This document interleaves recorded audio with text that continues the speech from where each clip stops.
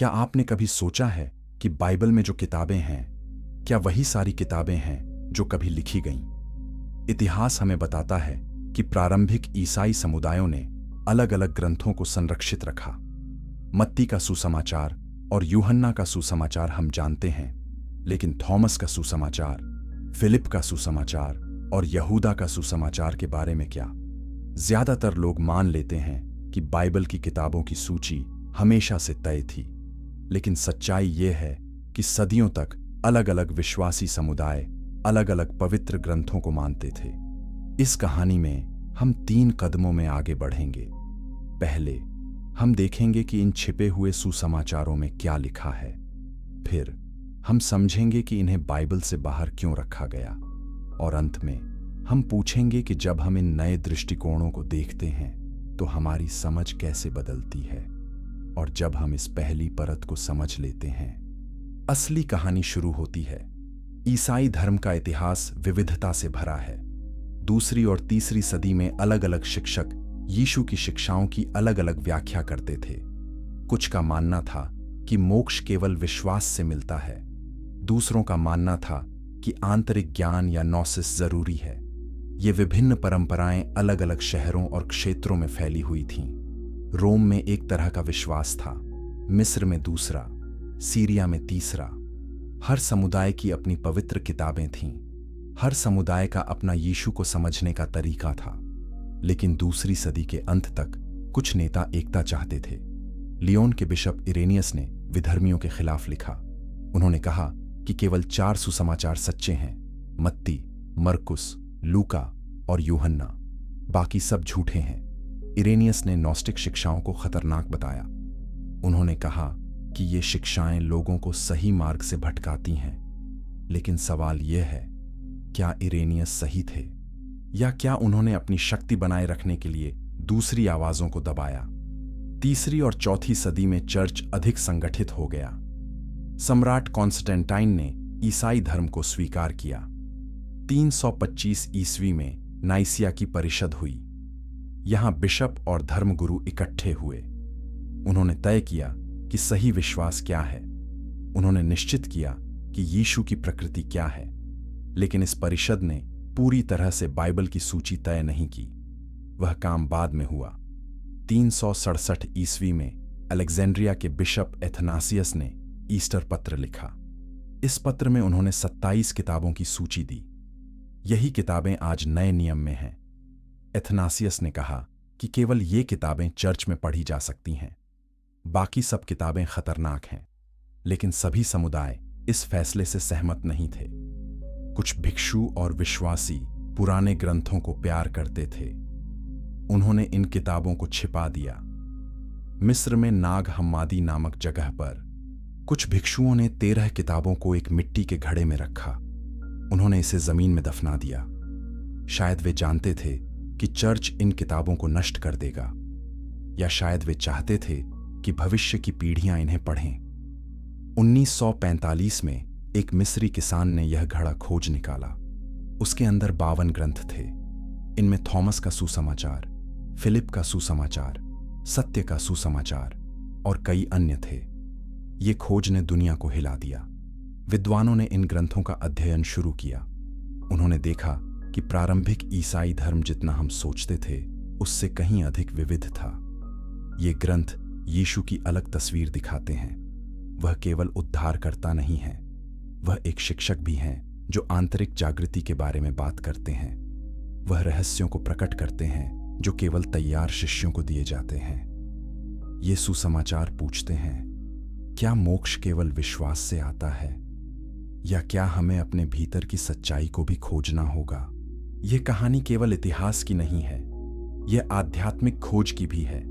जब हम इन छिपे हुए ग्रंथों को पढ़ते हैं, हम पूछते हैं, सच्चाई क्या है? किसके पास अधिकार है कि वह बताए कि क्या पवित्र है और क्या नहीं? और सबसे महत्वपूर्ण, क्या हमारी अपनी आध्यात्मिक यात्रा में इन प्राचीन आवाजों का कोई स्थान है? अगर आप इन गहरे प्रश्नों के उत्तर जानना चाहते हैं तो आगे की यात्रा में हमारे साथ बने रहें। अगले अध्याय में हम थॉमस के सुसमाचार में प्रवेश करेंगे। यह एक ऐसा ग्रंथ है जो यीशु को एक रहस्यमय शिक्षक के रूप में दिखाता है। वह किस प्रकार के रहस्यों की बात करते हैं और क्यों चर्च ने इस सुसमाचार को खतरनाक माना? जवाब आपको चौंका देगा। अध्याय 2, थॉमस का सुसमाचार, भीतर की यात्रा। थॉमस का सुसमाचार अनोखा है। यह यीशु के जन्म की कहानी नहीं बताता। यह सूली पर चढ़ाए जाने की कहानी नहीं बताता। यह केवल यीशु के वचनों का संग्रह है। 114 कहावतें, कुछ छोटी, कुछ लंबी, कुछ समझने में आसान, कुछ रहस्यमय। यह सुसमाचार शुरू होता है इन शब्दों से।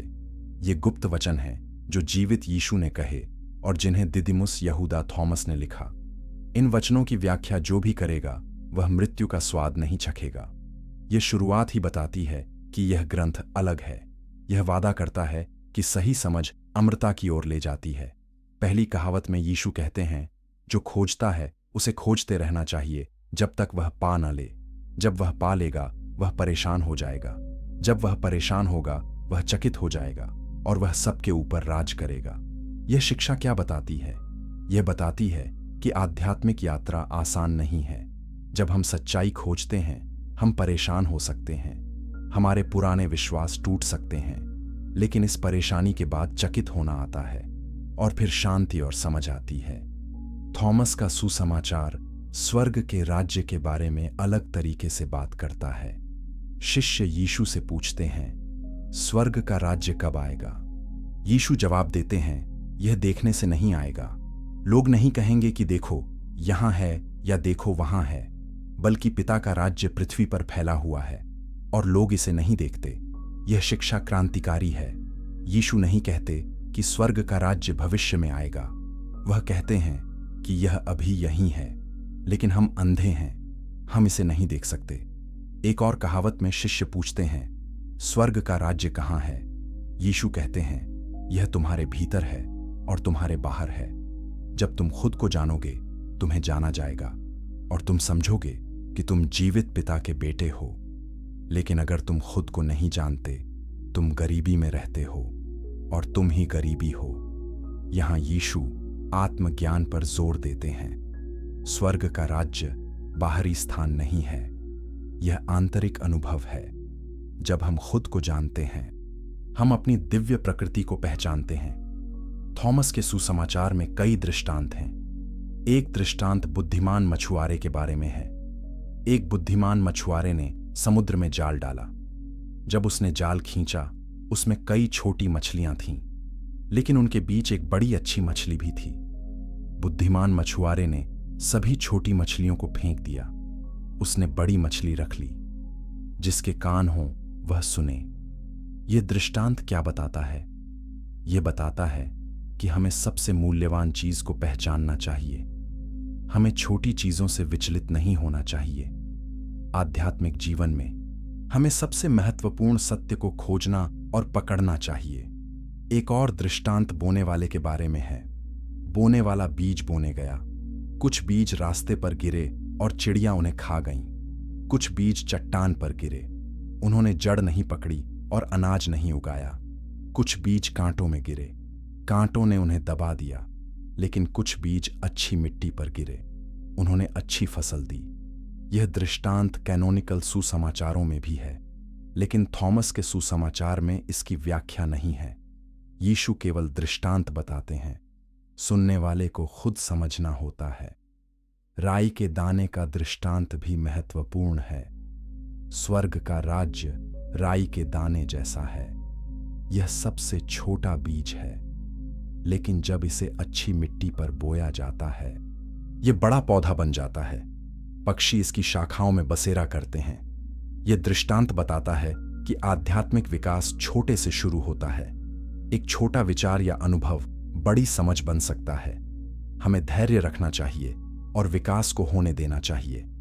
थॉमस के सुसमाचार में यीशु अक्सर विरोधाभासी बातें कहते हैं। वह कहते हैं, जो मुझसे निकट है वह आग के निकट है, जो मुझसे दूर है वह राज्य से दूर है। यह क्या मतलब है? शायद यीशु कह रहे हैं कि उनके करीब होना खतरनाक है। यह हमारे पुराने विचारों को जला देता है, यह हमें बदल देता है। लेकिन यह बदलाव जरूरी है अगर हम स्वर्ग के राज्य में प्रवेश करना चाहते हैं। एक और विरोधाभास है। यीशु कहते हैं कि मैं आग को दुनिया पर फेंकने आया हूं, और देखो, आई मैं इसकी रक्षा करता हूं जब तक यह नहीं भड़कती। यीशु शांति लाने नहीं आए, वह परिवर्तन लाने आए। यह परिवर्तन आग की तरह है। यह पुराने को नष्ट करता है, यह नए को संभव बनाता है। अगर हम यीशु की शिक्षाओं को सच में समझते हैं, हम वैसे नहीं रह सकते जैसे पहले थे। थॉमस का सुसमाचार व्यक्तिगत जिम्मेदारी पर जोर देता है। यीशु कहते हैं, अगर तुम जो तुम्हारे भीतर है उसे बाहर लाते हो, जो तुम्हारे पास है वह तुम्हें बचाएगा। अगर तुम इसे बाहर नहीं लाते, जो तुम्हारे पास नहीं है वह तुम्हें मार देगा। हमारे भीतर दिव्य चिंगारी है। अगर हम इसे व्यक्त करते हैं और इसके अनुसार जीते हैं, यह हमारा उद्धार है। लेकिन अगर हम इसे दबाते हैं, हम आध्यात्मिक मृत्यु में रहते हैं। यह सुसमाचार पूछता है, सच्चा शिष्य कौन है? सच्चा शिष्य वह है जो यीशु के वचनों को समझता है, जो उन्हें अपने जीवन में लागू करता है, जो आंतरिक परिवर्तन का अनुभव करता है। चर्च ने थॉमस के सुसमाचार को क्यों अस्वीकार किया? शायद क्योंकि यह व्यक्तिगत अनुभव पर जोर देता है। यह कहता है कि हर व्यक्ति खुद सच्चाई खोज सकता है। चर्च चाहता था कि लोग उसके अधिकार को माने। थॉमस का सुसमाचार कहता है कि अधिकार भीतर है। यह खतरनाक विचार था, और अगले अध्याय में हम देखेंगे कि कैसे अन्य नॉस्टिक ग्रंथ और भी गहरे रहस्यों को प्रकट करते हैं। अध्याय 3, खोए हुए शब्द और गुप्त ज्ञान। नॉस्टिक शब्द ग्रीक शब्द नॉसिस से आता है। नॉसिस का मतलब है ज्ञान, लेकिन यह सामान्य ज्ञान नहीं है। यह आध्यात्मिक ज्ञान है। यह आंतरिक अनुभव से आने वाला ज्ञान है। नॉस्टिक परंपराएं मानती थीं कि मोक्ष विश्वास से नहीं बल्कि ज्ञान से आता है। जब हम सच में समझते हैं कि हम कौन हैं और हम कहां से आए हैं, हम मुक्त हो जाते हैं। यह विचार प्रारंभिक चर्च के लिए खतरनाक था। अगर हर व्यक्ति खुद मोक्ष पा सकता है तो चर्च की क्या जरूरत है? नॉस्टिक शिक्षाएं अलग अलग शहरों में फैली थीं। मिस्र के अलेक्जेंड्रिया में एक मजबूत नॉस्टिक समुदाय था। यहां शिक्षक वैलेंटाइनस रहते थे। उन्होंने एक जटिल आध्यात्मिक प्रणाली विकसित की। उन्होंने इयोन्स के बारे में पढ़ाया। इयोन दिव्य प्राणी हैं जो परम ईश्वर से निकलते हैं। उन्होंने कहा कि हमारी दुनिया एक छोटे देवता ने बनाई है। यह देवता, जिसे डेमियर्स कहते हैं, वो अज्ञानी है। उसने इस भौतिक दुनिया को बनाया जो अपूर्ण है, लेकिन हमारे भीतर दिव्य चिंगारी है जो सच्चे परम ईश्वर से आती है। सीरिया में भी नॉस्टिक परंपराएं थीं। यहां थॉमस की परंपरा मजबूत थी। कुछ विद्वानों का मानना है कि थॉमस का सुसमाचार सीरिया में लिखा गया। सीरियाई ईसाई धर्म की अपनी अनोखी विशेषताएं थीं। यहां भजन और कविताएं आध्यात्मिक शिक्षा का हिस्सा थीं। थॉमस के कार्य नामक एक ग्रंथ है जो थॉमस प्रेरित की यात्राओं के बारे में बताता है। इस ग्रंथ में एक सुंदर भजन है जिसे मोती का भजन कहते हैं। यह एक राजकुमार की कहानी है जो मोती खोजने के लिए भेजा जाता है। यह हमारी आध्यात्मिक यात्रा का प्रतीक है। रोम में भी नॉस्टिक शिक्षक थे। मार्सियन एक प्रभावशाली शिक्षक थे। उन्होंने कहा कि पुराने नियम का ईश्वर और नए नियम का ईश्वर अलग हैं। पुराने नियम का ईश्वर न्यायी और कठोर है। नए नियम का ईश्वर प्रेममय और दयालु है। मार्सियन ने अपनी बाइबल बनाई जिसमें केवल लूका का सुसमाचार और पौलुस के कुछ पत्र थे। चर्च ने मार्सियन को विधर्मी घोषित किया, लेकिन उनके विचारों ने कई लोगों को प्रभावित किया। नॉस्टिक ग्रंथों में एक दिलचस्प विषय है, इस दुनिया की प्रकृति। बहुत से नॉस्टिक मानते थे कि भौतिक दुनिया बुरी है या अपूर्ण है। यह सच्चे ईश्वर की रचना नहीं है, यह एक निचले देवता की रचना है। हमारी आत्माएं इस भौतिक दुनिया में फंसी हुई हैं। हमारा लक्ष्य है कि हम इस दुनिया से मुक्त हों और दिव्य क्षेत्र में लौटें। यह विचार प्लेटो के दर्शन से प्रभावित है। प्लेटो ने भी कहा था कि भौतिक दुनिया केवल परछाई है, असली सत्य आदर्शों की दुनिया में है। नॉस्टिक परंपराओं में साधना बहुत महत्वपूर्ण थी। कुछ नॉस्टिक समूह जटिल अनुष्ठान करते थे। ये अनुष्ठान आत्मा की यात्रा का प्रतीक थे। बपतिस्मा केवल पानी से धोना नहीं था, यह आध्यात्मिक पुनर्जन्म था। अभिषेक केवल तेल लगाना नहीं था, यह दिव्य शक्ति प्राप्त करना था। यूकेरिस्ट केवल रोटी और शराब नहीं, आर था। यह दिव्य के साथ मिलन था। हर साधना का गहरा आध्यात्मिक अर्थ था। नॉस्टिक समुदायों में महिलाओं की भूमिका अलग थी। कुछ नॉस्टिक ग्रंथ महिलाओं को शिक्षक और नेता के रूप में दिखाते हैं। मरियम मगदलीनी का सुसमाचार उन्हें एक महत्वपूर्ण शिष्या के रूप में दिखाता है। फिलिप का सुसमाचार कहता है कि यीशु मरियम को प्यार करते थे। ये ग्रंथ सुझाव देते हैं कि प्रारंभिक ईसाई धर्म में महिलाओं की भूमिका महत्वपूर्ण थी, लेकिन जैसे जैसे चर्च संगठित हुआ, महिलाओं को नेतृत्व की भूमिकाओं से हटा दिया गया। नॉस्टिक परंपराएं अधिक समावेशी थीं। चर्च के नेताओं ने नॉस्टिक शिक्षाओं के खिलाफ लिखा। इरेनियस ने अपनी किताब विधर्मियों के खिलाफ में नॉस्टिक विचारों की आलोचना की। उन्होंने कहा कि ये शिक्षाएं जटिल और भ्रामक हैं। उन्होंने कहा कि नॉस्टिक लोग गर्व से भरे हुए हैं। वे सोचते हैं कि उनके पास विशेष ज्ञान है, लेकिन असली ईसाई धर्म सरल विश्वास पर आधारित है। टर्टुलियन, एक अन्य चर्च फादर, ने भी नॉस्टिक को खारिज किया। उन्होंने कहा कि ग्रीक दर्शन ने ईसाई धर्म को भ्रष्ट कर दिया है, लेकिन नॉस्टिक परंपराएं आसानी से नहीं मरीं। 4वीं और 5वीं सदी में भी नॉस्टिक समुदाय थे। मैनिचेन धर्म, जो नॉस्टिक विचारों से प्रभावित था, फारस से लेकर उत्तरी अफ्रीका तक फैला। यहां तक कि प्रसिद्ध ईसाई धर्मशास्त्री ऑगस्टीन भी युवावस्था में मैनिचेन थे। बाद में उन्होंने इन विचारों को छोड़ दिया, लेकिन नॉस्टिक सोच ने उन्हें प्रभावित किया। नॉस्टिक ग्रंथ हमें क्या सिखाते हैं? वे हमें बताते हैं कि प्रारंभिक ईसाई धर्म में बहुत विविधता थी। यीशु की शिक्षाओं की एक ही व्याख्या नहीं थी। अलग अलग समुदाय अलग अलग तरीकों से विश्वास करते थे। नॉस्टिक परंपराएं आंतरिक अनुभव और व्यक्तिगत परिवर्तन पर जोर देती थीं। वे पूछती थीं, हम कौन हैं? हम कहां से आए हैं? हम कहां जा रहे हैं? ये गहरे आध्यात्मिक प्रश्न हैं जो आज भी प्रासंगिक हैं। अगर आप इस गहरी खोज में रुचि रखते हैं तो इस वीडियो को लाइक करें और अधिक बाइबल रहस्यों के लिए सब्सक्राइब करें। अगले अध्याय में हम फिलिप के सुसमाचार में प्रवेश करेंगे और साधनाओं के गुप्त अर्थों को समझेंगे। अध्याय 4, फिलिप का सुसमाचार, रूपांतरण के रहस्य। फिलिप का सुसमाचार थॉमस के सुसमाचार से अलग है। थॉमस का सुसमाचार यीशु के वचनों का संग्रह है। फिलिप का सुसमाचार धर्मशास्त्रीय प्रतिबिंबों का संग्रह है।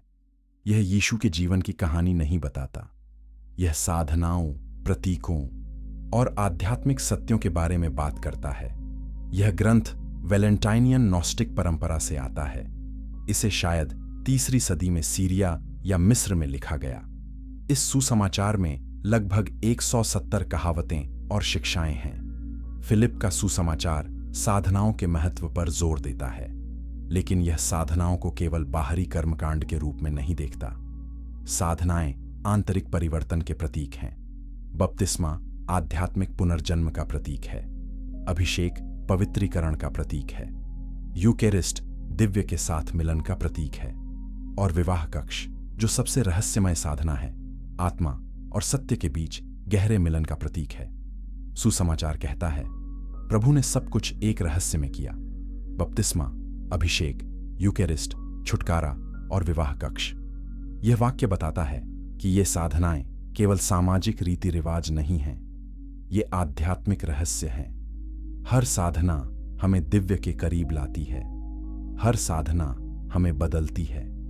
बपतिस्मा के बारे में सुसमाचार कहता है, जो पानी में उतरता है और बिना कुछ प्राप्त किए बाहर आता है, उसने ईसाई नाम उधार लिया है, लेकिन जो पवित्र आत्मा प्राप्त करता है, उसे यह नाम उपहार में मिला है। यह शिक्षा बताती है कि बाहरी कर्मकांड पर्याप्त नहीं है। हमें आंतरिक परिवर्तन का अनुभव करना चाहिए। जब हम सच में पवित्र आत्मा प्राप्त करते हैं, हम नए बनते हैं। अभिषेक के बारे में सुसमाचार कहता है, अभिषेक बपतिस्मा से श्रेष्ठ है। अभिषेक से हमें ईसाई बनाया जाता है। वह तेल जिससे हमें अभिषेक किया जाता है, वह प्रेम का तेल है। यह शिक्षा दिलचस्प है। यह बताती है कि अभिषेक हमें मसीह की तरह बनाता है। मसीह शब्द का मतलब है अभिषिक्त। जब हमें अभिषेक किया जाता है, हम मसीह के स्वभाव में भाग लेते हैं। यूकेरिस्ट के बारे में सुसमाचार बहुत रहस्यमय भाषा का उपयोग करता है। यह कहता है, यीशु आया और रोटी और शराब ली। उन्होंने कहा, यह मेरा शरीर है, यह मेरा खून है। यूकेरिस्ट केवल यादगार भोजन नहीं है, यह यीशु के साथ वास्तविक मिलन है।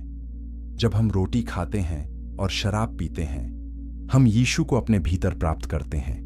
यह एक गहरा आध्यात्मिक अनुभव है। सबसे रहस्यमय साधना विवाह कक्ष है। फिलिप का सुसमाचार इसके बारे में बार बार बात करता है, लेकिन यह स्पष्ट रूप से नहीं बताता कि यह क्या है। सुसमाचार कहता है, विवाह कक्ष उन लोगों के लिए नहीं है जो केवल प्रार्थना करते हैं। यह उन लोगों के लिए है जो पूर्णता प्राप्त करना चाहते हैं। कुछ विद्वानों का मानना है कि विवाह कक्ष एक वास्तविक अनुष्ठान था। दूसरों का मानना है कि यह आत्मा और दिव्य के बीच रहस्यमय मिलन का प्रतीक है। सुसमाचार कहता है, सांसारिक विवाह में पुरुष और स्त्री एक होते हैं, लेकिन विवाह कक्ष में मिलन अलग है। यह आंतरिक है, यह आत्मा और सत्य का मिलन है। यह विभाजन को समाप्त करता है, यह हमें पूर्ण बनाता है। शायद विवाह कक्ष आत्म साक्षात्कार का प्रतीक है। जब हम अपने दिव्य स्वभाव को पहचानते हैं, हम अपने सच्चे आत्म से मिलते हैं। यह आंतरिक विवाह है। फिलिप का सुसमाचार प्रतीकवाद के महत्व पर जोर देता है। यह कहता है, सत्य नग्न नहीं आया, यह प्रतीकों और छवियों में आया। जो समझता है केवल वही सत्य प्राप्त करेगा। यह शिक्षा बताती है कि आध्यात्मिक सत्य को सीधे शब्दों में नहीं कहा जा सकता। इसे प्रतीकों, दृष्टांतों और रहस्यों के माध्यम से व्यक्त किया जाता है। हमें इन प्रतीकों को समझना सीखना चाहिए। सुसमाचार कहता है, दर्पण में अपना प्रतिबिंब देखो। क्या तुम अलग दिखते हो? लेकिन जब तुम प्रकाश को देखते हो, तुम प्रकाश बन जाते हो।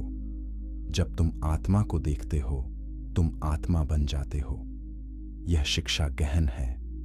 यह कहती है कि जब हम दिव्य पर ध्यान करते हैं, हम दिव्य बनते हैं। हम वही बनते हैं जिस पर हम ध्यान देते हैं। फिलिप का सुसमाचार ज्ञान और विश्वास के बीच अंतर बताता है। यह कहता है, जो विश्वास करता है वह भी संदेह कर सकता है, लेकिन जो जानता है वह संदेह नहीं करता। विश्वास महत्वपूर्ण है, लेकिन ज्ञान अधिक गहरा है। जब हम सच में जानते हैं, जब हमने आंतरिक अनुभव किया है, तो संदेह की जगह नहीं है। यह नॉस्टिक शिक्षा का केंद्र है। सुसमाचार यह भी कहता है, अच्छा व्यक्ति अच्छे काम करता है, बुरा व्यक्ति बुरे काम करता है। लेकिन असली सवाल यह है, व्यक्ति का दिल क्या है? अगर दिल बदल जाता है, कार्य भी बदल जाते हैं। फिलिप का सुसमाचार बाहरी नियमों की बजाय आंतरिक परिवर्तन पर जोर देता है। जब हम भीतर से बदलते हैं, हमारा जीवन स्वाभाविक रूप से बदल जाता है। सुसमाचार मृत्यु और पुनरुत्थान के बारे में भी बात करता है। यह कहता है, जो इस जीवन में पुनरुत्थान प्राप्त करते हैं, वे मरने पर नहीं मरेंगे। यह शिक्षा बताती है कि पुनरुत्थान केवल भविष्य की घटना नहीं है, यह वर्तमान अनुभव है। जब हम आध्यात्मिक रूप से जागते हैं, हम अभी पुनरुत्थान प्राप्त करते हैं। मृत्यु हमें डरा नहीं सकती। फिलिप का सुसमाचार चर्च द्वारा क्यों अस्वीकार किया गया? एक कारण इसकी प्रतीकात्मक भाषा है। चर्च चाहता था कि शिक्षाएं स्पष्ट और सरल हों। फिलिप का सुसमाचार रहस्यमय और जटिल है। दूसरा कारण इसका साधनाओं पर जोर है। चर्च साधनाओं को नियंत्रित करना चाहता था। फिलिप का सुसमाचार कहता है कि साधनाएं आंतरिक परिवर्तन के लिए हैं। यह चर्च की शक्ति को कमजोर करता था। तीसरा कारण विवाह कक्ष का विचार है। यह बहुत रहस्यमय था और चर्च नेता इसे संदेह से देखते थे। क्या आप जानना चाहते हैं कि इस सुसमाचार में मरियम मगदलीनी की क्या भूमिका है? अगला अध्याय आपको चौंका देगा। अध्याय 5, मरियम मगदलीनी, भूली हुई शिष्या। फिलिप के सुसमाचार में मरियम मगदलीनी का उल्लेख कई बार आता है। सबसे प्रसिद्ध अंश यह है, 3 महिलाएं हमेशा प्रभु के साथ चलती थीं। उनकी माता मरियम, उनकी बहन और मगदलीनी, जिसे उनकी संगिनी कहा जाता था। यह वाक्य बहुत चर्चा का विषय रहा है। संगिनी शब्द का क्या मतलब है? क्या यह केवल साथी है या क्या यह गहरे रिश्ते को दर्शाता है? सुसमाचार आगे कहता है, प्रभु मरियम मगदलीनी को सभी शिष्यों से अधिक प्यार करते थे। वह उन्हें अपने मुंह पर चूमते थे। अन्य शिष्य इससे परेशान होते थे। उन्होंने उनसे पूछा, आप हम सबसे अधिक उन्हें क्यों प्यार करते हैं? यीशु ने जवाब दिया, अंधा और देखने वाला दोनों अंधेरे में हैं। जब प्रकाश आता है, देखने वाला प्रकाश देखेगा, लेकिन अंधा अंधेरे में रहेगा। यह जवाब क्या मतलब है? शायद यीशु कह रहे हैं कि मरियम आध्यात्मिक सत्य को समझती हैं। वह प्रकाश देख सकती हैं। अन्य शिष्य अभी भी आध्यात्मिक रूप से अंधे हैं। मरियम मगदलीनी का सुसमाचार भी है। यह सुसमाचार भी नाग हम्मादी में पाया गया। इस सुसमाचार में मरियम मगदलीनी यीशु की प्रमुख शिष्या हैं। यीशु के पुनरुत्थान के बाद शिष्य डरे हुए और भ्रमित हैं। मरियम उन्हें सांत्वना देती हैं। वह उन्हें यीशु की गुप्त शिक्षाएं बताती हैं। लेकिन पतरस को विश्वास नहीं होता। पतरस कहते हैं, क्या प्रभु सच में एक महिला से गुप्त बातें करेंगे? क्या उन्होंने हमसे छिपाकर उन्हें बताया? लेवी, एक अन्य शिष्य, मरियम का बचाव करते हैं। लेवी कहते हैं, अगर प्रभु ने उन्हें योग्य माना, तुम कौन हो उन्हें अस्वीकार करने वाले? यह कहानी प्रारंभिक चर्च में तनाव को दर्शाती है। कुछ समूह महिलाओं को नेतृत्व की भूमिकाओं में स्वीकार करते थे, दूसरे समूह नहीं। पतरस की परंपरा, जो रोमन कैथोलिक चर्च का आधार बनी, उन पुरुष नेतृत्व पर जोर देती थी।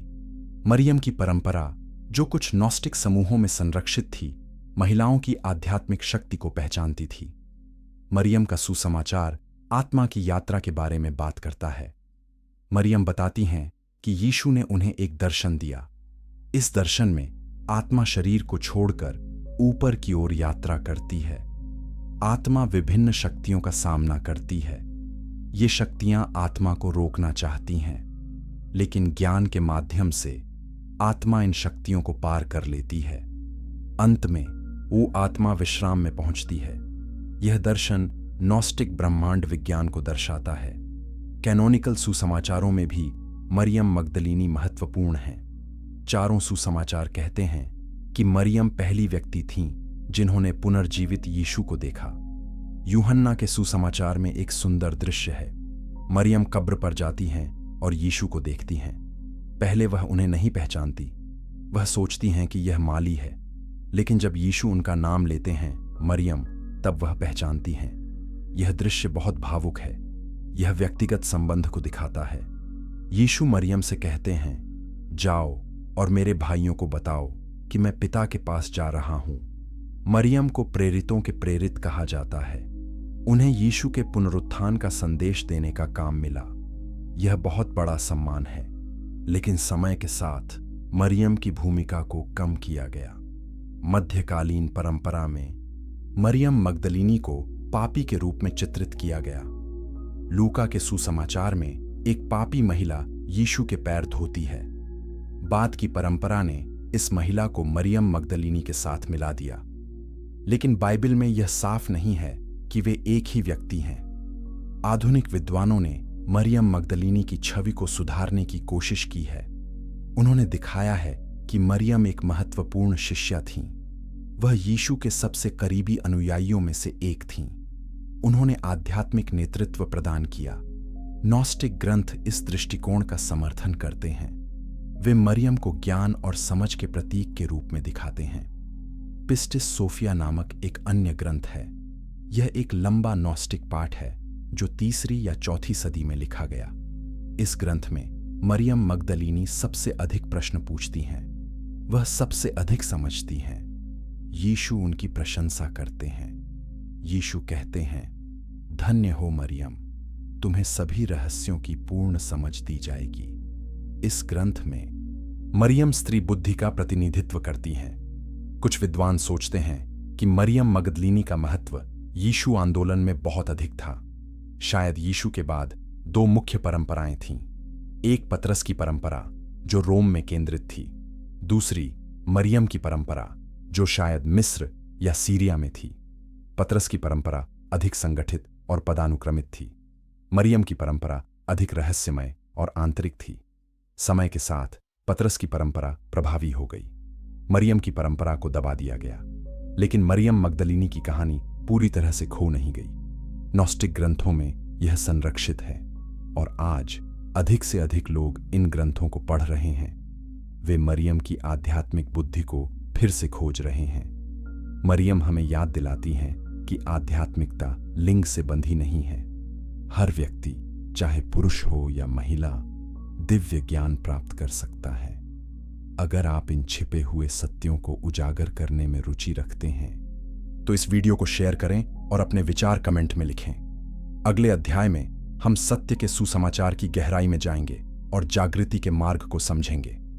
अध्याय 6, सत्य का सुसमाचार, जागृति का मार्ग। सत्य का सुसमाचार नॉस्टिक साहित्य का एक सुंदर उदाहरण है। यह थॉमस या फिलिप के सुसमाचार की तरह कहावतों का संग्रह नहीं है।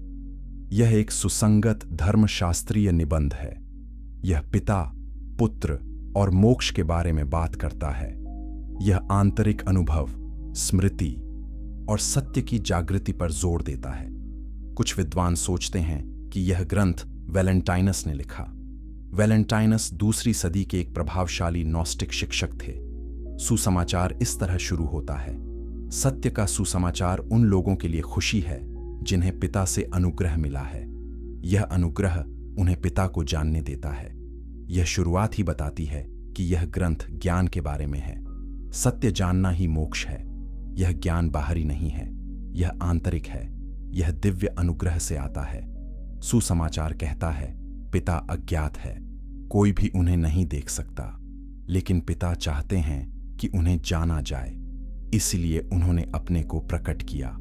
उन्होंने यह अपने उत्सर्जनों के माध्यम से किया। ये उत्सर्जन, जिन्हें इयोन कहते हैं, और दिव्य गुण हैं। वे पिता से निकलते हैं, लेकिन पिता से अलग नहीं हैं। उनमें से एक लोगोस है। लोगोस शब्द या ज्ञान है। लोगोस पिता की अभिव्यक्ति है। सुसमाचार भूल के बारे में बात करता है। यह कहता है, लोग भूल में रहते हैं। वे नहीं जानते कि वे कहां से आए हैं। वे नहीं जानते कि वे कौन हैं। यह भूल पीड़ा का कारण है। यह चिंता और भय का कारण है। भूल एक कोहरे की तरह है जो सच्चाई को छिपाती है, लेकिन यीशु सत्य लेकर आए। उन्होंने कोहरे को दूर किया। उन्होंने लोगों को उनकी असली पहचान याद दिलाई। सुसमाचार यीशु को शिक्षक के रूप में दिखाता है। यीशु एक किताब लाए। यह किताब जीवित ग्रंथ है। इसमें उन लोगों के नाम हैं जो पिता को जानते हैं। यीशु ने इस किताब को खोला। इसे पढ़ने में उन्हें सूली पर चढ़ाया गया, लेकिन सूली यीशु की हार नहीं थी, यह उनकी जीत थी। क्रूस पर यीशु ने दिखाया कि भौतिक मृत्यु अंत नहीं है, आध्यात्मिक जीवन जारी रहता है। सुसमाचार कहता है, जो लोग यीशु की शिक्षाओं को सुनते हैं वे जागते हैं। वे याद करते हैं कि वे कहां से आए हैं। वे समझते हैं कि वे दिव्य चिंगारी हैं। यह स्मरण मोक्ष है। हमें किसी बाहरी उद्धारकर्ता की प्रतीक्षा करने की जरूरत नहीं है। हम पहले से ही बचाए जा सकते हैं। हमें बस याद रखने की जरूरत है। सुसमाचार चरवाहे के दृष्टांत का उल्लेख करता है। चरवाहे के पास 100 भेड़ें हैं, उनमें से एक खो जाती है। चरवाहा 99 को छोड़कर एक को खोजने जाता है। जब वह खोई भेड़ को पाता है, वह कहता है, मैं तुम्हें 99 से अधिक प्यार करता हूं। यह दृष्टांत क्या मतलब है? शायद यह बताता है कि पिता उन लोगों की विशेष परवाह करते हैं जो खो गए हैं, जो लोग भूल में हैं। जब वे वापस आते हैं, और यह बहुत खुशी का कारण है। सुसमाचार ईर्ष्या और द्वेष के बारे में भी बात करता है। यह कहता है, भूल ने ईर्ष्या और द्वेष को जन्म दिया। जब लोग नहीं जानते कि वे कौन हैं, वे दूसरों से ईर्ष्या करते हैं, वे डरते हैं, वे द्वेष करते हैं। लेकिन जब सत्य आता है, ये सब गायब हो जाते हैं। सत्य प्रेम और शांति लाता है। सुसमाचार पिता के बारे में सुंदर शब्दों में बात करता है। यह कहता है, पिता मीठा है, पिता अच्छा है। पिता उन लोगों को जानता है जो उन्हें जानना चाहते हैं। पिता अपने को उन पर प्रकट करते हैं। यह चित्रण बहुत अलग है पुराने नियम के ईश्वर से।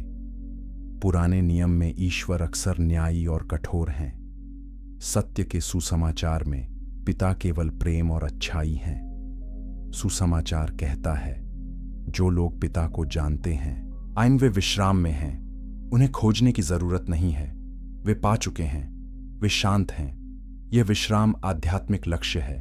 हम सभी खोज रहे हैं, हम सभी अधूरा महसूस करते हैं, लेकिन जब हम सत्य को पाते हैं, खोज समाप्त होती है, हम घर पहुंच जाते हैं। सुसमाचार का अंत पिता और पुत्र के मिलन के साथ होता है।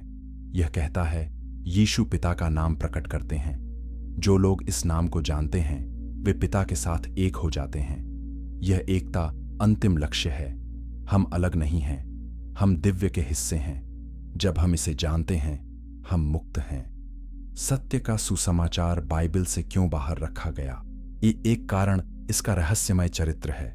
यह स्पष्ट कहानियां नहीं बताता, यह गहरे धर्मशास्त्रीय विचारों को प्रस्तुत करता है। चर्च को डर था कि साधारण लोग इसे नहीं समझेंगे। दूसरा कारण इसका व्यक्तिगत ज्ञान पर जोर है। चर्च चाहता था कि मोक्ष विश्वास और चर्च के साधनाओं के माध्यम से आए। सत्य का सुसमाचार कहता है कि मोक्ष आंतरिक ज्ञान से आता है। यह चर्च की भूमिका को कम करता था। तीसरा कारण इसकी वैलेंटाइनियन पृष्ठभूमि है। चर्च ने वैलेंटाइनियन शिक्षाओं को विधर्म घोषित किया था। अगर आप इस गहरे आध्यात्मिक ज्ञान को और अधिक जानना चाहते हैं तो सब्सक्राइब करें। अगले अध्याय में हम यहूदा के सुसमाचार के विवादास्पद विषय में प्रवेश करेंगे। अध्याय 7, यहूदा का सुसमाचार, विश्वासघात या समर्पण। यहूदा इस्करियोती ईसाई इतिहास में सबसे घृणित व्यक्ति है। सभी कैनोनिकल सुसमाचारों में यहूदा वह है जो यीशु को धोखा देता है। वह 30 चांदी के सिक्कों के लिए यीशु को यहूदी अधिकारियों को सौंप देता है। मत्ती के सुसमाचार में यहूदा बाद में पछताता है।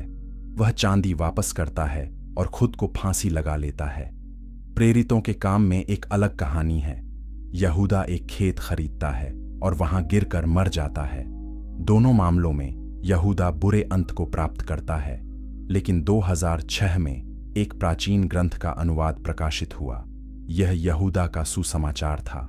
यह ग्रंथ मिस्र में 1970 के दशक में पाया गया था, लेकिन इसे संरक्षित करने और अनुवाद करने में कई साल लगे।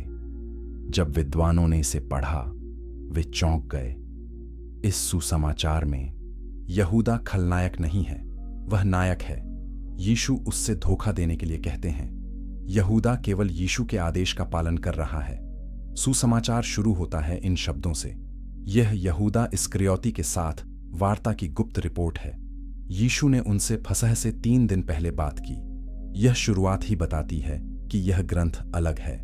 यह यहूदा और यीशु के बीच गुप्त बातचीत को प्रकट करता है। सुसमाचार के अनुसार यीशु अक्सर अपने शिष्यों के सामने प्रकट नहीं होते। वह कभी-कभी बच्चे के रूप में दिखाई देते हैं। एक दिन शिष्य रोटी के लिए धन्यवाद दे रहे हैं। यीशु हंसते हैं। शिष्य पूछते हैं, आप हम पर क्यों हंस रहे हैं? यीशु कहते हैं, मैं तुम पर नहीं हंस रहा। तुम यह नहीं जानते कि तुम क्या कर रहे हो। तुम जिस ईश्वर को धन्यवाद दे रहे हो वह तुम्हारा ईश्वर नहीं है। यह कथन बहुत चौंकाने वाला है। यीशु कह रहे हैं कि शिष्य गलत ईश्वर की पूजा कर रहे हैं। बाद में यीशु समझाते हैं, इस दुनिया को एक छोटे देवता ने बनाया है। इस देवता का नाम सकलास है। सकलास अज्ञानी है। वह सोचता है कि वह सर्वोच्च ईश्वर है, लेकिन उसके ऊपर सच्चा ईश्वर है। सच्चा ईश्वर शुद्ध प्रकाश और अच्छाई है। यीशु शिष्यों से कहते हैं, तुम में से एक मेरे सच्चे स्वभाव को समझता है, लेकिन वह व्यक्ति बहुत पीड़ा सहेगा। शिष्य पूछते हैं, वह कौन है? यीशु सीधे जवाब नहीं देते, लेकिन बाद में यहूदा यीशु के पास अकेले आते हैं। यहूदा कहते हैं, मुझे पता है कि आप कौन हैं। आप अमर क्षेत्र से आए हैं। यीशु खुश होते हैं। वह कहते हैं, तुम सही हो। आओ, आए मैं तुम्हें रहस्य बताऊंगा। यीशु यहूदा को ब्रह्मांड की रचना के बारे में बताते हैं। पहले केवल अनंत आत्मा था, उससे दिव्य प्राणी निकले। उनमें से एक आत्म उत्पन्न था, उससे 4 प्रकाशक निकले, उनसे 12 इयोन निकले। यह जटिल ब्रह्मांड विज्ञान वैलेंटाइनियन परंपरा से मिलता जुलता है। फिर यीशु निचले क्षेत्र के बारे में बताते हैं। एक देवदूत नीचे आया, उसने 12 देवदूत बनाए। इनमें से एक सकलास है। सकलास ने इस भौतिक दुनिया को बनाया, उसने मनुष्यों को बनाया, लेकिन उसने हमारे भीतर दिव्य चिंगारी रखी। यह चिंगारी हमें सच्चे ईश्वर से जोड़ती है। यीशु यहूदा से कहते हैं, तुम सभी शिष्यों से बढ़कर हो। तुम्हें एक कठिन काम करना होगा, तुम्हें मुझे सौंपना होगा। इस तरह मैं इस भौतिक शरीर से मुक्त हो जाऊंगा, मैं अपने असली घर लौट सकूंगा। यहूदा पहले हिचकिचाते हैं। वह जानते हैं कि अन्य शिष्य उनसे नफरत करेंगे, लोग उन्हें हमेशा के लिए शाप देंगे। लेकिन यीशु कहते हैं, तुम्हें यह करना होगा। तुम मेरे सच्चे स्वभाव को समझते हो, तुम मुझे मुक्त करने में मदद करोगे। यह व्याख्या यहूदा की भूमिका को पूरी तरह बदल देती है। वह विश्वासघाती नहीं है, वह समर्पित शिष्य है। वह यीशु की गुप्त योजना को पूरा करता है। यह व्याख्या नॉस्टिक विश्वास को दर्शाती है कि भौतिक शरीर जेल है, मृत्यु मुक्ति है। यीशु का सूली पर चढ़ना त्रासदी नहीं है, यह आवश्यक कदम है ताकि यीशु अपने दिव्य घर लौट सकें। सुसमाचार अन्य शिष्यों की आलोचना करता है। यह कहता है कि वे गलत रास्ते पर हैं, वे एक गलत ईश्वर की पूजा करते हैं। वे सोचते हैं कि बलिदान और साधनाएं महत्वपूर्ण हैं, लेकिन ये केवल बाहरी चीजें हैं। असली मोक्ष आंतरिक ज्ञान से आता है। यह आलोचना शायद चर्च के खिलाफ है। नॉस्टिक लेखक शायद कह रहा है कि चर्च सही मार्ग से भटक गया है। यहूदा का सुसमाचार विवादास्पद क्यों है? पहला, यह परंपरागत ईसाई शिक्षा को चुनौती देता है। अगर यहूदा खलनायक नहीं है तो हमारी पूरी समझ बदल जाती है।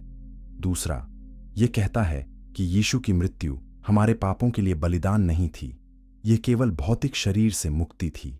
यह विचार पारंपरिक ईसाई धर्म के केंद्र पर हमला करता है। तीसरा, यह कहता है कि चर्च गलत मार्ग पर है, यह चर्च के अधिकार को कमजोर करता है। कई विद्वान बहस करते हैं कि क्या यहूदा का सुसमाचार प्रामाणिक है, क्या यह वास्तव में प्राचीन है, या क्या यह बाद का जालसाजी है। अधिकांश विद्वान मानते हैं कि यह दूसरी सदी में लिखा गया। यह निश्चित रूप से यहूदा ने नहीं लिखा, लेकिन यह प्रारंभिक ईसाई धर्म में एक विचारधारा को दर्शाता है। कुछ समूह यहूदा को अलग तरीके से देखते थे। उनके लिए यहूदा गुप्त ज्ञान का धारक था। हमें यहूदा के सुसमाचार को कैसे समझना चाहिए? हमें इसे एक और दृष्टिकोण के रूप में देखना चाहिए। यह हमें याद दिलाता है कि प्रारंभिक ईसाई धर्म में कई आवाजें थीं। हर समूह की अपनी कहानी थी। कुछ कहानियां जीवित रहीं, दूसरी दबा दी गईं। यहूदा का सुसमाचार हमें पूछने के लिए प्रोत्साहित करता है, क्या होता अगर इतिहास अलग होता? क्या होता अगर नॉस्टिक परंपरा जीती होती? ईसाई धर्म कैसा दिखता? कमेंट में अपने विचार शेयर करें और अगले अध्याय में हम नॉस्टिक ब्रह्मांड विज्ञान के जटिल विचारों को समझेंगे। अध्याय 8, नॉस्टिक ब्रह्मांड, दिव्य रहस्य। नॉस्टिक ब्रह्मांड विज्ञान जटिल और आकर्षक है। यह ब्रह्मांड की रचना को अलग तरीके से समझाता है। उत्पत्ति की पुस्तक कहती है कि ईश्वर ने 6 दिनों में सब कुछ बनाया और सब कुछ अच्छा था। लेकिन नॉस्टिक परंपराएं पूछती हैं, अगर सब कुछ अच्छा है तो इतनी पीड़ा क्यों है? अगर ईश्वर सर्वशक्तिमान और अच्छा है तो बुराई क्यों मौजूद है? इन प्रश्नों का जवाब देने के लिए नॉस्टिक ने एक जटिल प्रणाली विकसित की। नॉस्टिक सोच में सबसे ऊपर अज्ञात पिता हैं। इस पिता को किसी भी तरह से वर्णित नहीं किया जा सकता। वह प्रकाश, अनंत और पूर्ण है। वह इतने महान हैं कि कोई उन्हें नहीं समझ सकता। यह विचार प्लेटो के एक के विचार से प्रभावित है। प्लेटो ने कहा था कि परम वास्तविकता हमारी समझ से परे है। अज्ञात पिता से दिव्य प्राणी निकलते हैं। इन्हें इयोन कहते हैं। इयोन पिता के गुण हैं। कुछ परंपराओं में 30 इयोन हैं। वे जोड़ों में आते हैं। पहला जोड़ा गहराई और सोच है। उनसे मन और सत्य निकलते हैं। उनसे शब्द और जीवन निकलते हैं, और उनसे मनुष्य और चर्च निकलते हैं। ये सभी इयोन मिलकर प्लेरोमा बनाते हैं। प्लेरोमा का मतलब है पूर्णता। यह दिव्य क्षेत्र है जहां सब कुछ सामंजस्य में है, लेकिन फिर कुछ गलत हो जाता है। इयोन में से एक जिसे सोफिया या बुद्धि कहते हैं, पिता को जानना चाहती है। वह प्लेरोमा की सीमाओं से बाहर जाने की कोशिश करती है। यह असंभव है। उसका यह प्रयास एक विकृति पैदा करता है। यह विकृति अज्ञान है। सोफिया शर्मिंदा है। उसे प्लेरोमा से बाहर भेज दिया जाता है।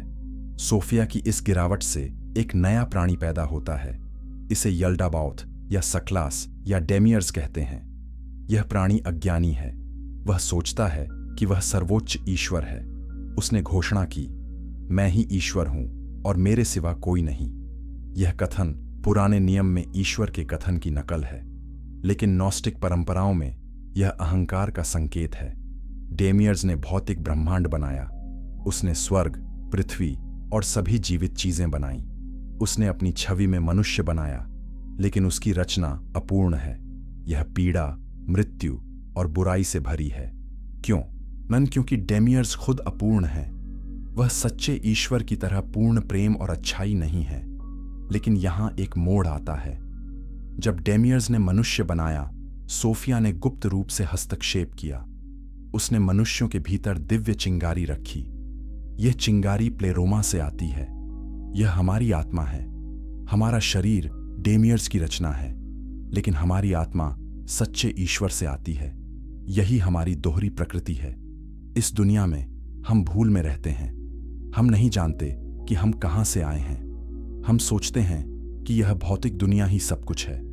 हम डेमियर्स की पूजा करते हैं। हम उसे सच्चा ईश्वर मानते हैं, लेकिन हमारे भीतर कुछ हमें बेचैन करता है। हम अधूरा महसूस करते हैं। हम खोज रहे हैं। यह बेचैनी दिव्य चिंगारी की आवाज है। नॉस्टिक शिक्षा के अनुसार मोक्ष ज्ञान से आता है। जब हम अपनी असली पहचान को जानते हैं, हम मुक्त होते हैं। यह ज्ञान बाहर से नहीं आता, यह भीतर से आता है। जब शिक्षक आते हैं, जैसे यीशु, वे हमें याद दिलाते हैं। वे भूल के पर्दे को हटाते हैं, लेकिन असली काम हमें करना होता है। हमें अपने भीतर देखना होता है। मृत्यु के बाद आत्मा शरीर को छोड़ती है। यह ऊपर की ओर यात्रा करती है, लेकिन यह आसान यात्रा नहीं है। विभिन्न क्षेत्रों में शासक हैं। इन्हें अर्खोन्स कहते हैं। ये अर्खोन्स आत्मा को रोकना चाहते हैं। वे नहीं चाहते कि आत्मा प्लेरोमा में पहुंचे। आत्मा को इन शासकों का सामना करना होता है। कैसे? ज्ञान के माध्यम से। जब आत्मा गुप्त शब्द और नाम जानती है, वह पार हो जाती है। अंत में आत्मा प्लेरोमा में पहुंचती है। वह घर लौट आती है। वह फिर से पिता के साथ एक हो जाती है। यह ब्रह्मांड विज्ञान बहुत अलग है पारंपरिक ईसाई शिक्षा से। पारंपरिक ईसाई धर्म में ईश्वर ने सब कुछ बनाया और यह अच्छा है। पाप मनुष्य की पसंद का परिणाम है। मोक्ष यीशु में विश्वास से आता है। नॉस्टिक परंपराओं में भौतिक दुनिया एक गलती का परिणाम है। यह अपूर्ण ईश्वर की रचना है। मोक्ष आंतरिक ज्ञान से आता है। कुछ आलोचक कहते हैं कि नॉस्टिक विचार बहुत नकारात्मक है। यह भौतिक दुनिया को बुरा बताता है। यह शरीर को जेल के रूप में देखता है।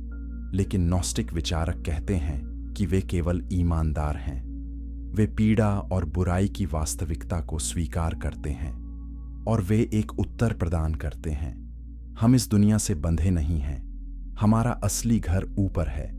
नॉस्टिक ब्रह्मांड विज्ञान आज भी प्रासंगिक है। कई लोग इस दुनिया में अजनबी जैसा महसूस करते हैं। वे ऐसा महसूस करते हैं कि वे कहीं और से हैं। वे गहरी सच्चाई की खोज करते हैं। नॉस्टिक विचार इस भावना को शब्द देता है। यह कहता है, हां, तुम अजनबी हो। तुम्हारा असली घर यहां नहीं है, लेकिन तुम घर लौट सकते हो। अगर यह दृष्टिकोण आपको दिलचस्प लगता है तो लाइक करें और अपने दोस्तों के साथ शेयर करें। अगले अध्याय में हम देखेंगे कि बाइबल वास्तव में कैसे बनी और किन ताकतों ने इसे आकार दिया। अध्याय 9, बाइबल कैसे बनी? सत्ता और विश्वास। बाइबल एक किताब नहीं है, यह किताबों का संग्रह है। पुराने नियम में 30 से 40 किताबें हैं।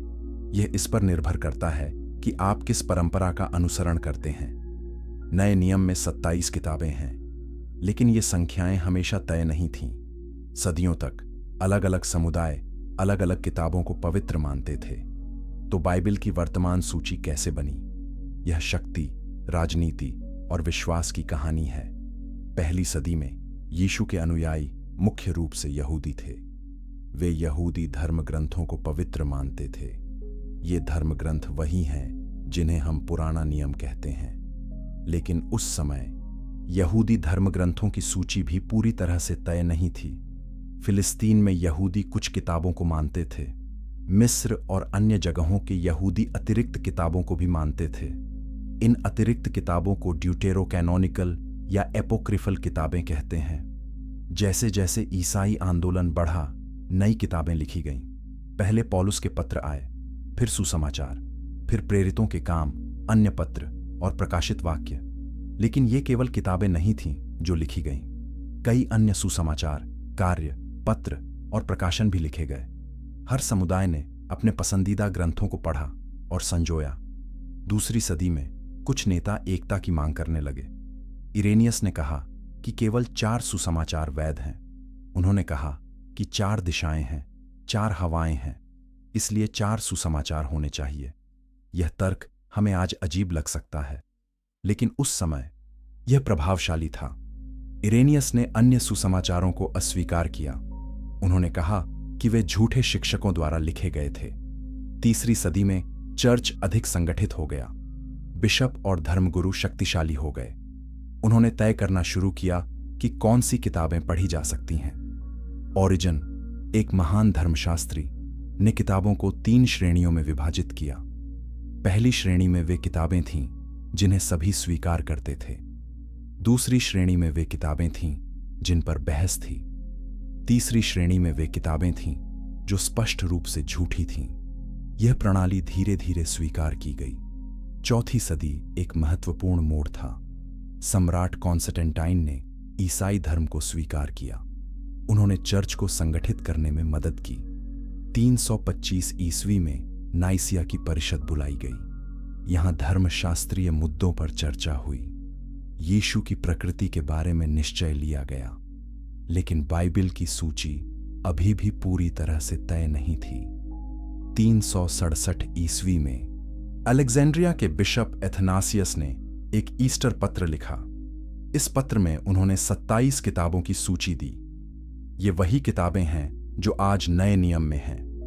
एथनासियस ने कहा कि केवल ये किताबें चर्च में पढ़ी जानी चाहिए। अन्य किताबें खतरनाक हैं, उन्हें नष्ट किया जाना चाहिए। यह पत्र बहुत प्रभावशाली था। धीरे धीरे अधिकांश चर्चों ने इस सूची को स्वीकार किया, लेकिन सभी नहीं। पूर्वी चर्च और पश्चिमी चर्च में कुछ अंतर थे। इथियोपियाई चर्च ने अतिरिक्त किताबों को शामिल किया। सीरियाई चर्च ने कुछ किताबों को बाहर रखा। लेकिन समय के साथ एक सामान्य सहमति उभरी। 14वीं और 15वीं सदी तक अधिकांश चर्चों की बाइबल समान थी। 16वीं सदी में प्रोटेस्टेंट सुधार ने नए प्रश्न उठाए। मार्टिन लूथर ने कुछ किताबों की आलोचना की। उन्होंने जेम्स की पत्री को संदेह से देखा। उन्होंने हिब्रियों की पत्री और प्रकाशित वाक्य के बारे में सवाल उठाए। लूथर ने पुराने नियम की ड्यूटेरोकैनोनिकल किताबों को भी अस्वीकार किया। उन्होंने कहा कि केवल वही किताबें वैध हैं जो हिब्रू बाइबल में हैं। कैथोलिक चर्च ने ट्रेंट की परिषद में प्रतिक्रिया दी। उन्होंने ड्यूटेरोकैनोनिकल किताबों को आधिकारिक घोषित किया। तो बाइबल की सूची कैसे तय हुई? कोई एक निर्णायक क्षण नहीं था। यह एक लंबी प्रक्रिया थी। इस प्रक्रिया में कई कारक थे। एक कारक उपयोग था। जो किताबें व्यापक रूप से पढ़ी और प्यार की जाती थीं, उन्हें शामिल करने की अधिक संभावना थी। दूसरा कारक प्राचीनता थी। जो किताबें प्रेरितों के समय की मानी जाती थीं, उन्हें अधिक सम्मान मिलता था। तीसरा कारक रूढ़िवादिता थी।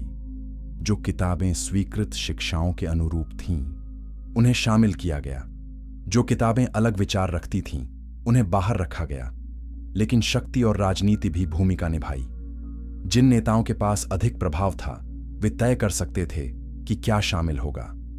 रोम, अलेक्जेंड्रिया और एंटियोक के बिशप बहुत शक्तिशाली थे।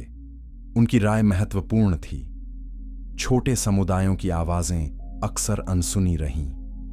नॉस्टिक समुदायों, जिनके पास कम राजनीतिक शक्ति थी, के ग्रंथों को बाहर रखा गया। क्या बाइबल की सूची सही है? यह प्रश्न विवादास्पद है। विश्वासी कहते हैं कि पवित्र आत्मा ने चर्च का मार्गदर्शन किया, सही किताबें शामिल की गईं। आलोचक कहते हैं कि यह मानवीय प्रक्रिया थी, शक्ति और राजनीति ने निर्णय प्रभावित किए। शायद सच्चाई बीच में है। विश्वास और मानवीय निर्णय दोनों भूमिका निभाते हैं। बाइबल की सीमाओं को समझना महत्वपूर्ण है। यह हमें विनम्र बनाता है। यह हमें याद दिलाता है कि ईश्वर का प्रकाशन एक किताब तक सीमित नहीं है। यह हमें प्रोत्साहित करता है कि हम अन्य आवाज़ों को भी सुनें। जो ग्रंथ बाइबल से बाहर हैं, वे भी आध्यात्मिक अंतर्दृष्टि प्रदान कर सकते हैं। वे हमारी समझ को बढ़ा सकते हैं। अगर आप धार्मिक इतिहास की इस गहरी खोज को महत्वपूर्ण मानते हैं तो सब्सक्राइब करें। अगले अध्याय में हम यीशु के बचपन के बारे में लिखे गए दिलचस्प ग्रंथों को देखेंगे। अध्याय 10, बचपन के सुसमाचार, चमत्कारों की कहानियां। कैनोनिकल सुसमाचार यीशु के बचपन के बारे में बहुत कम बताते हैं। मत्ती और लूका में जन्म की कहानियां हैं। लूका में 12 साल के यीशु का एक दृश्य है जब वह मंदिर में शिक्षकों से बात करते हैं। लेकिन यीशु के जन्म और उनकी सार्वजनिक सेवा की शुरुआत के बीच लगभग 30 साल का अंतर है। इस अंतर में क्या हुआ? प्रारंभिक ईसाई उत्सुक थे। उन्होंने इस खाली जगह को भरने वाली कहानियां लिखीं। थॉमस का शैशव सुसमाचार 2वीं सदी में लिखा गया। यह सुसमाचार यीशु को 5 साल से 12 साल तक के बच्चे के रूप में दिखाता है। इस सुसमाचार में यीशु असाधारण शक्तियों वाले बच्चे हैं। वह चमत्कार करते हैं, लेकिन कभी-कभी ये चमत्कार परेशान करने वाले होते हैं।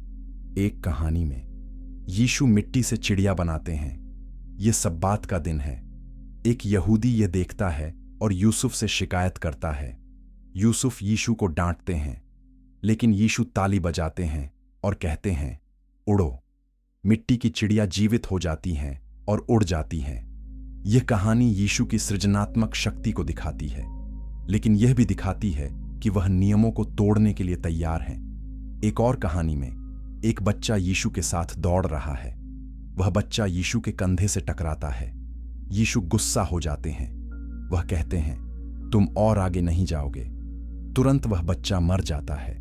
गांव के लोग यूसुफ के पास जाते हैं।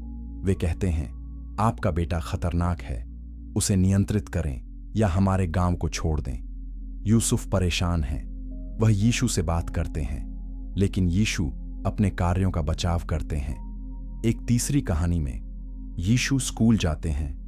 शिक्षक उन्हें अल्फा सिखाना शुरू करता है, लेकिन यीशु शिक्षक से पूछते हैं, क्या तुम जानते हो कि अल्फा का वास्तविक अर्थ क्या है? शिक्षक गुस्सा हो जाता है। वह यीशु को मारता है। यीशु शिक्षक को शाप देते हैं। शिक्षक बेहोश हो जाता है। यूसुफ फिर से चिंतित हैं। वह मरियम से कहते हैं, हम इस बच्चे को घर से बाहर नहीं जाने दे सकते। जो भी उसे गुस्सा दिलाता है वह मर जाता है। लेकिन कहानियां केवल नकारात्मक नहीं हैं। यीशु अच्छे चमत्कार भी करते हैं। एक बार यूसुफ एक पलंग बना रहे हैं। एक लकड़ी का टुकड़ा दूसरे से छोटा है। यूसुफ परेशान है। यीशु कहते हैं, चिंता मत करो। वह लकड़ी के टुकड़े को खींचते हैं और यह लंबा हो जाता है। यूसुफ चकित हैं। एक अन्य कहानी में एक बच्चा छत से गिरकर मर जाता है। लोग यीशु पर आरोप लगाते हैं कि उन्होंने उसे धक्का दिया। यीशु मृत बच्चे के पास जाते हैं। वह कहते हैं, उठो और बताओ कि क्या हुआ। बच्चा जीवित हो जाता है। वह कहता है कि यीशु निर्दोष हैं। लोग यीशु की पूजा करते हैं। ये कहानियां क्यों लिखी गईं? प्रारंभिक ईसाई यीशु के बारे में सब कुछ जानना चाहते थे। अगर वह वयस्क के रूप में महान चमत्कार कर सकते थे, तो निश्चित रूप से वह बच्चे के रूप में भी असाधारण थे। ये कहानियां यीशु की दिव्यता को दिखाती हैं। वह हमेशा से शक्तिशाली थे, यहां तक कि बच्चे के रूप में भी। लेकिन चर्च ने इन कहानियों को क्यों अस्वीकार किया? कई कारण हैं। पहला, ये कहानियां यीशु को परेशान करने वाले तरीके से दिखाती हैं। वह बच्चों को मारते हैं। वह शिक्षकों को शाप देते हैं। यह छवि प्रेम और दया के यीशु से मेल नहीं खाती। दूसरा, ये कहानियां बाद में लिखी गईं। वे प्रेरितों की गवाही पर आधारित नहीं हैं। तीसरा, ये कहानियां लोकप्रिय कल्पना की तरह लगती हैं। वे गंभीर धर्मशास्त्रीय शिक्षा नहीं देती, लेकिन ये कहानियां हमें प्रारंभिक ईसाई कल्पना के बारे में बताती हैं। वे दिखाती हैं कि लोग यीशु को कैसे समझते थे।